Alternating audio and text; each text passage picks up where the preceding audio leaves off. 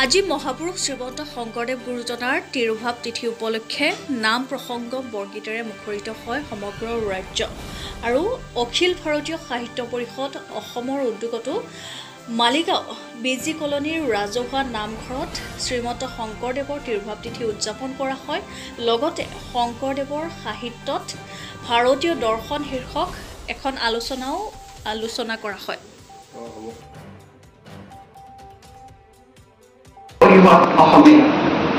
প্ৰতিবাৰে কৰা নিচিনাকে মহাপুৰুষ শংকৰদেৱৰ তিৰুভাৱ তিথি পালন কৰি আহিছে। এইবাৰো আমি এই মালিগাঁৱৰ বিজি কলনী নামঘৰৰ উদ্যোগত আমি আজি এই মহাপুৰুষগৰাকী তিৰুভাৱ তিথি পালন কৰিব ওলাইছোঁ।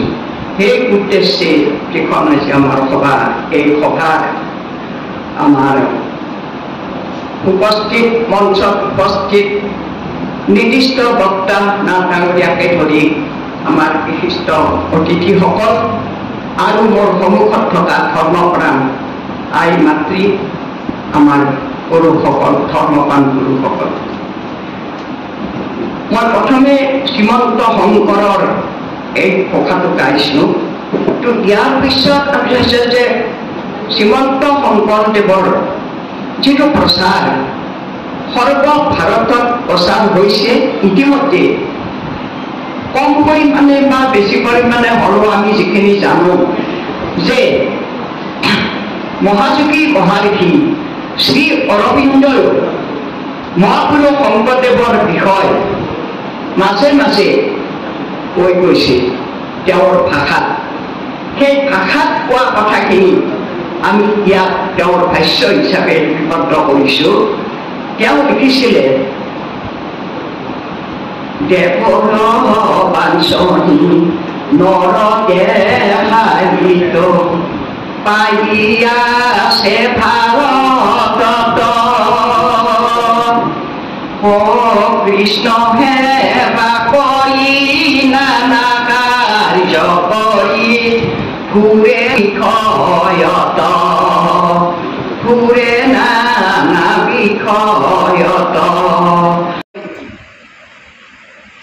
পাঁচগৰাকী মহিলা যদি মোৰ কথাখিনি কৰি নিজৰ সংসাৰখন কৰিছে, মই তেওঁলোককহে ছাপোৰ্ট কৰিম, মই সমাজক ছাপোৰ্ট নকৰোঁ। গতিকে মই সমাজ সংস্কাৰৰ কাৰণেই বুলি ক'ব লাগিব। সমাজখন মোৰ এই কথাৰে সমাজখন কেনেকৈ সংস্কাৰিত হ'ব। মই আপোনালোকৰ বৰ ধুনীয়া ভাষণ দিছে, বৰ ভাল লাগিছে। এই কথাৰে মোৰ পেট নকৰে, মোক লাগিব সংস্কাৰ। সকলো বিদেশত পঢ়া বাদ দিয়া নাই, বিদেশত থাকিবলৈ হাত দিয়া নাই।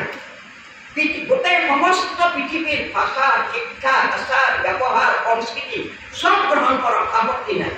কিন্তু ভাৰতীয় সংস্কৃতিত ওলাই গলি নহয়।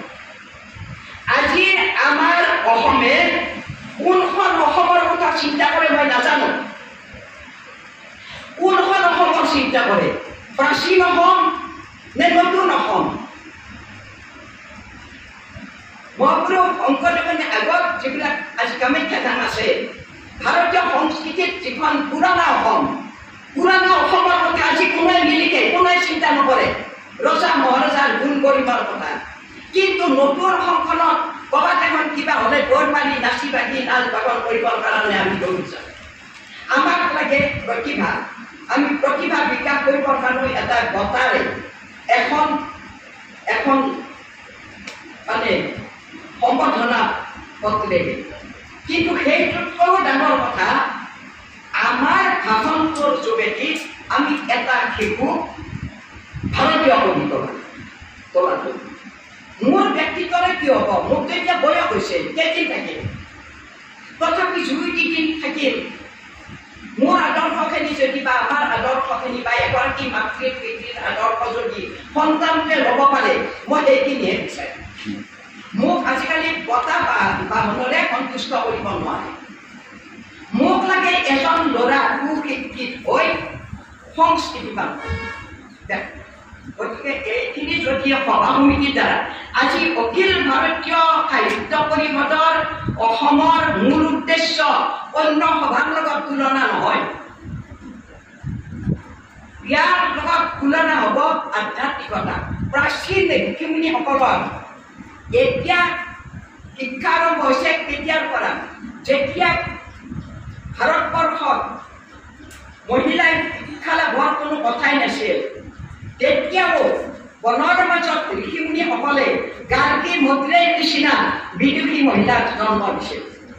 তেতিয়াও ঘৰৰ ল'ৰা ছোৱালীক বনৰ মাজত নি সংস্কৃতৰ শিক্ষা দিছিল। তেওঁলোকে ভাৰতবৰ্ষত শিক্ষা নাছিল নেকি?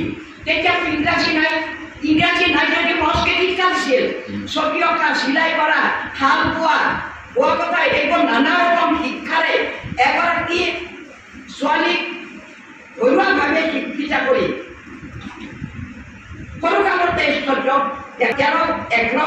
বয়সতে বিয়া দিছিল। কি গৌৰী বিবাহ প্ৰথাৰে এখন সুখৰ ঘাট ৰচনা কৰিবলৈ পাৰিছিল। আজিকালিৰ নিচিনা 30-38 বছৰলৈ ছোৱালীক ৰখা নাছিল। কিয়?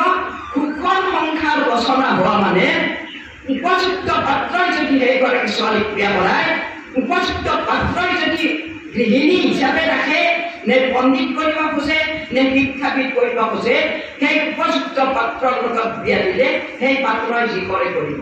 সেয়াই আছিল পৃথিৱীৰ পণ। কেৱল তাকে কুগৃহিণী। গৃহিণী গৃহ উচ্চতে। গতিকে আজি গৃহবিলাক কি হৈছে? চব বিলাকে ৰাতিপুৱাৰ পৰা ৰাতিলৈকে ঘৰত নাথাকে, গেছটো নচলাই, ভাত ৰান্ধি নাখা, পেকেটৰ বস্তু আনি খায়। মোবাইল ফোনত ল'ৰা ছোৱালীক তথ্য মোবাইল ফোনত বিচাৰে। মোবাইল ফোনটো ভাঙি পৰিলে তথ্য ক'ৰ পৰা পাম? মোৰ এই পঢ়াখিনি মই যে গালো, এইখিনি মোৰ মোবাইলত আছে। মই ইয়াতে লিখি লৈছোঁ কাগজত, ইয়াৰ পৰা উলিয়াই। মই মোবাইল ফোন চাই মই তথ্য বিচাৰি আপোনালোকৰ আগত মই নাম নাগাওঁ। মোৰ কাম কৰিব লাগিব।